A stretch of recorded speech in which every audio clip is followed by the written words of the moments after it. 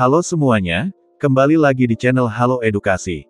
Orde Baru atau Orba merupakan salah satu era pemerintahan di Indonesia yang berlangsung setelah masa Orde Lama pada tahun 1959 hingga 1965. Masa Orba merupakan masa pemerintahan yang terlama, di mana berkuasa hingga tahun 1998 sebelum digantikan masa reformasi. Orde Baru hadir dengan memperbaiki dan meluruskan berbagai penyimpangan yang terjadi di masa Orde Lama. Orba dipimpin oleh Presiden Soeharto. Namun pada Orde Baru pun juga terjadi beberapa penyimpangan. Berikut adalah beberapa penyimpangan pada masa Orde Baru. 1. Memusatkan kekuasaan di tangan Presiden. Adanya pemusatan kekuasaan pada Presiden di masa Orde Baru telah menyebabkan korupsi merajalela, ditambah dengan kolusi dan nepotisme. Akibatnya terjadi kesenjangan sosial yang semakin besar, hutang luar negeri yang semakin membesar dan juga terjadinya krisis multidimensi. Semua lembaga negara yang ada dikendalikan oleh Presiden, juga tidak ada rencana suksesi kekuasaan ke Presiden selanjutnya. Kekuasaan kehakiman juga dicampuri sehingga tidak dapat membuat keputusan sendiri. 2. Menurunnya kualitas birokrasi. Pada zaman Orde Baru terjadi penurunan pada kualitas birokrasi yang mengutamakan prinsip asal Bapak senang, sehingga banyak mengabaikan prosedur-prosedur yang harusnya diikuti dengan benar.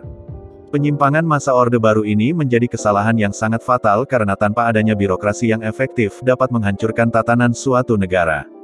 Birokrasi pada masa ini juga kerap dikaitkan dengan korupsi, kolusi dan nepotisme dan sudah umum diketahui oleh rakyat. 3. Hak politik dibatasi. Penyimpangan pada masa Orde Baru lainnya adalah membatasi hak politik rakyat, yang sebenarnya melanggar hak warga negara, sebagaimana tercantum pada Undang-Undang Dasar 1945. Pembatasan ini terlihat pada 3 partai politik yang diizinkan oleh pemerintah yaitu PPP, Golkar dan PDIP. Kondisi ini sangat menyimpang dari UUD 1945 mengenai hak dan kewajiban warga negara. Pemilu bahkan tidak dilakukan secara demokratis karena hanya menjadi alat untuk mengukuhkan kekuasaan presiden untuk terus-menerus dipilih menjadi presiden seterusnya. 4.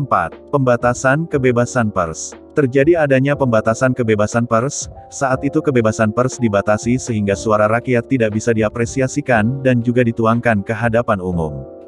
Hal ini bisa terlihat dari banyaknya koran serta majalah yang dibredel atau dihentikan penerbitan beritanya.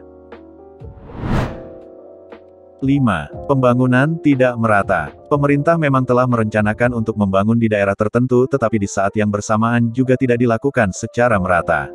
Sehingga terjadi kesenjangan antara pembangunan di pusat dengan pusat di daerah, karena aset berupa dana yang didapatkan dari masing-masing daerah banyak diberikan ke pusat untuk pembangunan.